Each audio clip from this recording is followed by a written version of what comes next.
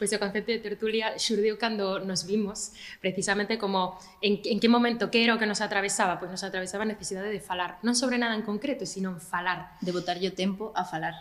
Entón, bueno, onde? De que maneira? Pois dicíamos, nas sobremesas, nas saídas a fresca, non sei que, preguntábamos e todo o mundo nos decía unha cadeira, iso é o que fai falla para ter a tertulia, repousarse. Efectivamente, aínda que podas ter a tertulia de pé e podes establecer unha conversa cando sexa, poñer a silla xa supoñía a cadeira, era como darlle o espazo de decir, vou estar aquí un ratito.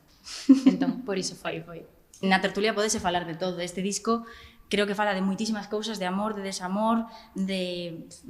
No, fala de si cantarte en sentido ou non, de continuar cunha amiga. Das amigas, pero creo que todas queren falar, o sea, ou polo menos aúnanse nunha loita tamén ante unha ofensiva tan grande, pois do momento que vivimos tan individualista, tan capitalista, de consumo, entonces pois queremos falar diso, de que hai que darlle o espazo para falar de nada, sin ter prisa. E que falar é tamén un acto de desobediencia, en verdad.